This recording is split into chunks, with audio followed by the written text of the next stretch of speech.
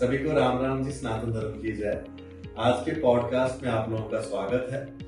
Last podcast भी हमारी एक डॉक्टर मैडम के साथ था, जिनसे हमने ब्रेस्ट कैंसर के बारे में बात की थी। और आज एक बार फिर से मैं एक महिला डॉक्टर से आपको मिलवा रहा हूँ, जो कई लोगों के घर में खुशी का कारण है। मैं आपको मिलवाने जा रहा हूँ मैडम डॉक्टर सुमिता सोफा जी से, जिनका अपना जो हॉस्पिटल है वो लुधियाना में है। और यहाँ पर वो लोग आते हैं जिनके घर पर बच्चा नहीं हो पाता है, और वो यहाँ से हंसते खेलते हुए जाते हैं जब उनके घर पर बच्चे की खुशी की आवाज सुनने को मिलती है। जब पूरा परिवार यहाँ आता दुखी है, लेकिन जब यहाँ से जाता है तो बड़ा खुश होकर जाता है। मैम, आपका बहुत बहुत स्वागत है। राम राम जी। राम राम मैम। इस प्रोफेशन में आना कैसे हुआ? आप आज इतने सक्सेसफुल डॉक्टर हैं, इतना नाम है आपका, और कई लोगों को हम जानते हैं आपके, मतलब वो बताते हैं कि हम यहाँ पर भी और आज हम बड़े खुश हैं, कोई परेशान हैं। मैम, इस प्रोफेशन में आना कैसे? इस प्रोफेशन में देखो, मैं चाइल्डहुड से ही मेरे ड्रीम था कि मैं डॉक्टर बनूं। मेरी फैमिली में जो मेरे पेरेंट्स की साइड पे मैं सबसे पहली फर्स्ट डॉक्टर थी, तो कभी कोई डॉक्टर भी नहीं बना था। बट शुरू से ही मेरे को डॉक्टर बनने का बहुत शौक था।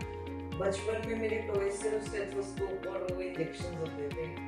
बहुत स्ट्रेंज बात है, लड़कियां टॉयज डॉल से खेलती और मैं इंजेक्शन और स्टेथोस्कोप लेके घूमती थी। और मतलब मेरे को कोई चॉइस वो था ही नहीं कि मैंने क्या सोचना है 10th के बाद मैं क्या करूंगी। It was always to be a doctor. हालांकि मेरे फादर मेरे को हमेशा कहते थे कि सेकंड मतलब क्या चॉइस है, supposing you don't get admission, तो यही सोचा था बस डॉक्टर ही बनूं। और तो फिर बचपन से ही अपनी तैयारी थी? बिल्कुल बनते मेरे को था कि कुछ डिफरेंट करना है शुरू से। डॉक्टर की पढ़ाई कहाँ से किया? मैं गवर्नमेंट मेडिकल कॉलेज पटियाला से मैंने MBBS पास आउट की। उसके बाद दयानंद मेडिकल कॉलेज से पोस्ट ग्रेजुएशन की। तो उसके बाद फिर अपना स्टार्ट किया या? मैं देखो, मेरी एडमिशन थी 1987 में। 1987 बैच था मेरा पटियाला में, और फिर BMC में PG मेरी। बीच में हाउस जॉब की चंडीगढ़ 16 सेक्टर में, 32 सेक्टर में। तब बना ही था 32 सेक्टर इनका हॉस्पिटल भी नहीं था तब का, तो तब की बात है। और तब से सोचा, फिर गायनेकोलॉजी मिली मेरे को, ऑब्स्टेटिक्स मिला। तो मैंने सोचा कि सारे लोग नॉर्मल काम करते हैं ऑब्स्टेटिक्स का। उस टाइम IVF के बारे में लोगों ने बहुत सुना भी नहीं था। ये एक प्रॉब्लम बहुत कम परसेंटेज में थी। मतलब अगर हम 100 कपल्स की बात करें तो उस टाइम आज से लगभग 2.5 साल पहले तो ओनली 7 to 10% लोग होते थे जिनको बच्चा नहीं होता था। पर उस टाइम सोचा कि हालांकि सबने इतना डिसोएड किया कि ये आप 80-90% पॉपुलेशन को छोड़ के आप सिर्फ 10% पॉपुलेशन को केटर कर रहे हो। पर नहीं, तब सोचा था कि एक डेडिकेटेड IVF हॉस्पिटल बनाना है। और जब हमारे पास पेशेंट आने शुरू हुए तो उनको IVF की कोई नॉलेज नहीं थी। उनको था कि ट्यूब में बच्चा ले देंगे हमारे को बना के। तब बिल्कुल नॉलेज नहीं थी कि IVF क्या है। जैसे अब तो गूगल आ गया, इंटरनेट आ गया, उस टाइम पे नहीं था इंटरनेट और ना इतने मोबाइल गूगल वगैरह। लोगों को बिल्कुल नॉलेज नहीं थी। लोगों को एजुकेट करना, time to time education program, मतलब लोगों को बताना कि व्हाट इज IVF, कि एक नेचुरल प्रेगनेंसी की तरह ही होता है। सिर्फ जो काम कुदरत नहीं कर पाती वो एक लेबोरेटरी में होता है। तो मैम, पढ़ाई आपने कहाँ से की और कैसे इस फील्ड में आई, तो हमने इस बात की। मैम, IVF जिसका आपने जिक्र किया, मैम जैसे आपने कहा कि एक समय जब पुराना समय था इतना ऐसा पेशेंट नहीं थे, फिर एकदम से ये पेशेंट का बढ़ना, आज लोगों में ये प्रॉब्लम आना, क्या कारण समझते हैं? क्या कारण इंक्रीज हो गई है जैसे जैसे IVF सेंटर्स नए खुल गए हैं, और ये प्रॉब्लम इतनी बढ़ गई है। तो लोगों का स्ट्रेस, स्ट्रेन, जिसके कारण स्पेशली जो मेल्स है उनमें स्पर्म काउंट इफेक्ट होता है।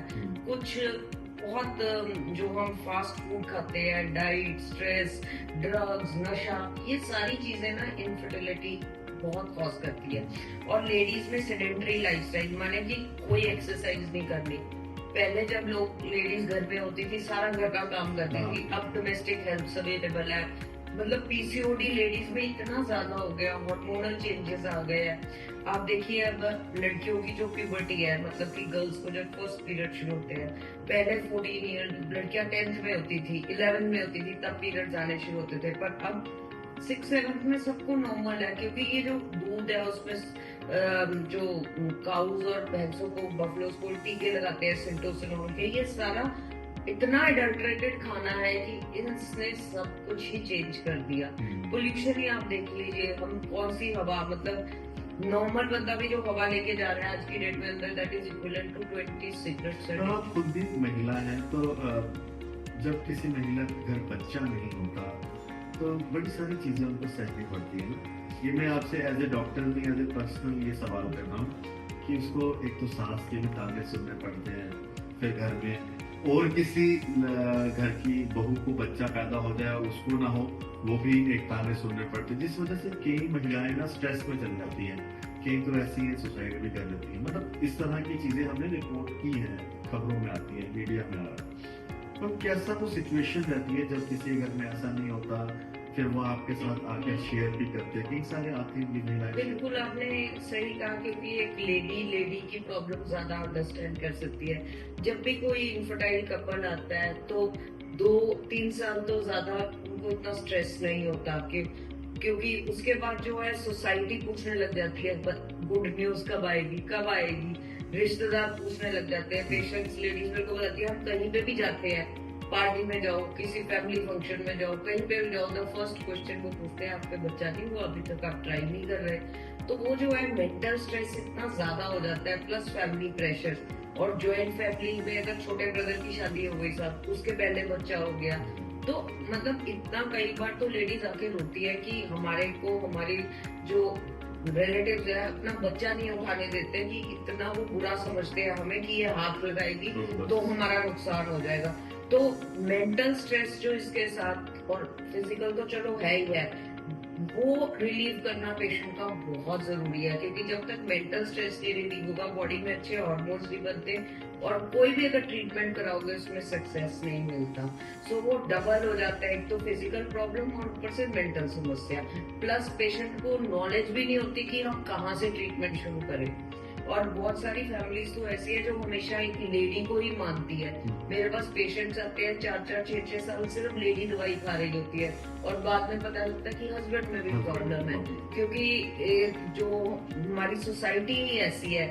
एक तो नीड फॉर अ चाइल्ड बहुत इम्पोर्टेंट है, कहते हैं बच्चे के कारण फैमिली में बॉन्डिंग होती है, खुशी होती है, और ये किसी हद तक बिल्कुल ठीक है। मेरा सवाल भी था मैम, बच्चा किसी को नहीं होना क्या सिर्फ एक महिला की ही प्रॉब्लम है, उसकी ही बॉडी में प्रॉब्लम है कि बच्चा नहीं हो पा रहा? क्योंकि जो हमारी ये मेल डोमिनेटेड सोसाइटी है उसमें हमेशा महिलाओं को दोष दिया जाता है। क्या महिलाएं ही रिस्पॉन्सिबल होती हैं कि मर्दों की वजह से? देखिए बिल्कुल गलत है कि सिर्फ एक लेडी ही प्रेगनेंसी कर सकती है। जब एक प्रेगनेंसी होती है तो एग और स्पर्म का मिलन होता है, स्पर्म हस्बैंड का होता है और एक लेडी का होता है। तो हाँ, ये प्रॉब्लम जो है 50% लेडीज में होती है, 50% मेल्स में भी हो सकती है। सो हस्बैंड इक्वली रिस्पॉन्सिबल है। मैं हमेशा कहती हूँ एक कपल को एज अ हस्बैंड वाइफ जरूर इन्वेस्टिगेशन करानी चाहिए। हाँ, हस्बैंड बाहर गया हुआ है, अवेलेबल नहीं है, ड्यूटी पे है, तो ठीक है वो वहाँ टेस्ट करा सकते हैं, पर जो ये प्रॉब्लम है इसके लिए हस्बैंड वाइफ दोनों इक्वली ही रिस्पॉन्सिबल है। और जो भी फैमिली मेंबर्स है, मैं हमेशा उनको कहती हूँ कि जैसे कोई सास है, ससुर है, कि खाली लड़की को नहीं ब्लेम करना। बहुत बार होता है कि किसी कपल की एक लड़की हो गई, उसके बाद जो फैमिली है हमेशा लड़की को ही ब्लेम करेगी कि आपके जो लड़की हुई है सेकंड, वो भी आपके कारण ही हुई है, जबकि हस्बैंड इज एक्चुअली रिस्पॉन्सिबल कि क्या हो रहा है। सो इंस्टेड कि हम ब्लेम गेम फैमिली में खेले, मैं हमेशा कपल्स को यही कहती हूँ कि इन्वेस्टिगेट टुगेदर, एक इकट्ठा हस्बैंड वाइफ को अपना साथ, और साथ जो फैमिली मेंबर्स हैं उनको हेल्प करनी चाहिए। और जितने लोगों के साथ आप डिस्कस करो, आज की डेट में गूगल पे बहुत कुछ लिखा आता है, कुछ एक्चुअल चीजें होती है, कुछ मिथ्स होती है, इंस्टाग्राम पे आप रील्स देखते हो, मतलब दे शुड अंडरस्टैंड कि जो डॉक्टर बोल रहा है वो साइंटिफिक है। हाँ, पेशेंट सीख सकता है, बहुत इंफॉर्मेशन मिलती है गूगल से, तो पर 100% आपको अपने डॉक्टर पे ही ट्रस्ट करना चाहिए। मैम, जब किसी भी घर पर इतनी खुशी आती है, जब आपके हॉस्पिटल से जाते हैं कुछ खुश होकर, तो आपको as a person, as a female कितनी खुशी होती है? मतलब मैं अब ये एज ए डॉक्टर भी पूछ रहा हूँ आपसे। बहुत होती है। मैं कहती हूँ दुनिया में आप वो खुशी कभी पैसे से नहीं खरीद सकते। जो प्रोफेशनल सेटिस्फेक्शन आपको मिलती है जो पेशेंट की आंखों में आप प्यार देखते हो, मतलब ना वो कभी खरीदा जा सकता है ना, वो एक अलग तरह का एक ग्रेटिट्यूड होता है। और इससे हमें होता है कि हम और हार्ड वर्क करें, मेरे को हमेशा होता है कि और लोगों को सक्सेस मिले। ये कपल हुआ तो इससे डिफिकल्ट केस भी होना चाहिए।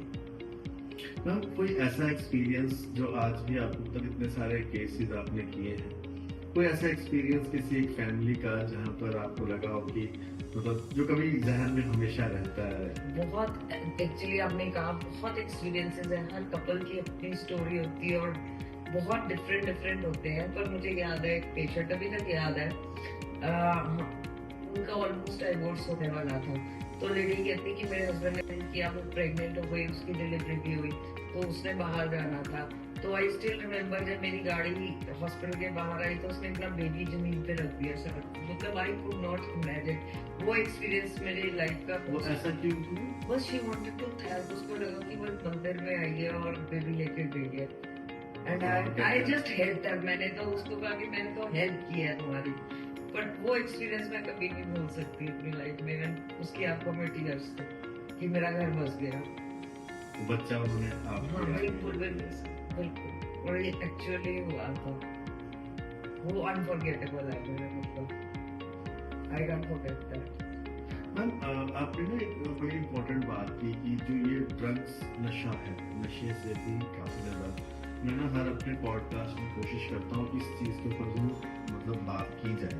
मैम ये जो ड्रग्स का नशा जरूरी नहीं है कि कोकीन या बाकी है ड्रग, जो सिगरेट और अल्कोहल है और खास करके लड़कियों का ये चीज लेना या जब हुक्का काफी ज्यादा आप देखते हैं कितना ज्यादा, तो ये कितना ज्यादा वेपिंग बहुत कॉमन है। देखिए ये जो है अल्कोहल और सिगरेट्स बेसिकली जो स्पर्म का डीएनए है उसको डिस्ट्रॉय करते हैं। उसकी फर्टिलाइजेशन कैपेसिटी जो है, काउंट तो कम होता ही होता है, फर्टिलाइजेशन कैपेसिटी भी बहुत इफेक्ट हो जाती है।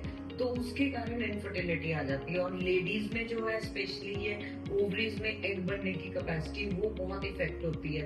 यंगस्टर्स है, दे ड्रिंक स्मोक करते हैं। एक तो वैसे स्ट्रेस होता है आजकल के बच्चों को तो ज्यादा है, बिकॉज न्यूक्लियर फैमिलीज हो गई है, दो बच्चे ही है, तो सारे शुरू से ही शुरू हो जाते हैं। 9th-10th से मैंने देखा है बहुत school boys, even school girls start doing it. But ये छोड़ देना चाहिए। और फास्ट फूड तो मतलब बिल्कुल ही, ये नहीं कि बिल्कुल बंद कर दो, पर पीपल आजकल बच्चे को चिप्स बर्गर इन्हीं पे लेते हैं। और ये लेडी के हार्मोन, जो लड़कियों के हार्मोन्स है उनको बहुत इफेक्ट करते हैं। आदमियों में ओबेसिटी हो जाती है, मीन्स मोटापन, उसके कारण जो है टेस्टोस्टेरोन लेवल्स कम हो जाते हैं ओबेसिटी के कारण, तो प्रेगनेंसी होने की कैपेसिटी कम हो जाती है। मैम ऐसे भी कोई पेशेंट्स हैं जो मतलब ओवरसीज मतलब इंडिया के बाहर से भी आते हैं ट्रीटमेंट के लिए? बहुत आते हैं, बहुत आते उनका हैं। क्या एक्सपीरियंस रहता है? बढ़िया रहता है। वो उनके साथ एक ही प्रॉब्लम होती है, टाइम कंस्ट्रेंट उनके पास बहुत होता है, क्योंकि वो बाहर से आते हैं। तो हम हमेशा कहते हैं कि अपॉइंटमेंट ले लो, हमसे कोऑर्डिनेट करके आ जाओ, जैसे पीरियड्स के हफ्ता पहले आ जाओ। कोई भी दूर से कपल आया है तो फोन पे कोऑर्डिनेट करके, ताकि उनका टाइम सेव हो जाए। और उनको हमारे को मतलब विद इन 1 to 3 months का ट्रीटमेंट भी, जो बाहर से आया, कनाडा से आया, यूएस से, यूरोप से बहुत पेशेंट्स आते हैं, ऑस्ट्रेलिया से आते हैं, क्योंकि एक तो वहाँ हेल्थ केयर बहुत कॉस्टली है और अगर उनका इंश्योरेंस पे नहीं कवर होता तो इट इज़ वेरी डिफिकल्ट। और वहाँ उनको बहुत वेटिंग पीरियड होता है। और कई कंट्रीज में तो रूल है कि एक बेबी के बाद वो आईवीएफ करा भी नहीं सकते। तो सब इंडिया आते हैं, डेफिनेटली उनका बहुत अच्छा एक्सपीरियंस रहता है। हमने बहुत कपल्स ऐसे सक्सेसफुल भी देखे अपने, जिनका हमने काम किया वो प्रेगनेंसी लेके। मैम ये तो हमने काफी बातें कर ली आईवीएफ से रिलेटेड। मैम आपकी अपनी हॉबीज के बारे में बात करेंगे, कुछ समय मिलता है मैम? कुछ हॉबीज हैं? क्या हॉबीज हैं? बिल्कुल, जो भी टाइम मिलता है। एक तो मेरे को स्टडीज का बहुत शौक है, मैं हमेशा पढ़ती रहती हूँ अप टू डेट। दूसरा पर्सनल हॉबी मेरी पेंटिंग है, मैं बहुत पेंटिंग भी करती हूँ, ऑयल पेंटिंग, ग्लास पेंटिंग मेरा फेवरेट है, मतलब मेरा वो स्ट्रेस बस्टर है।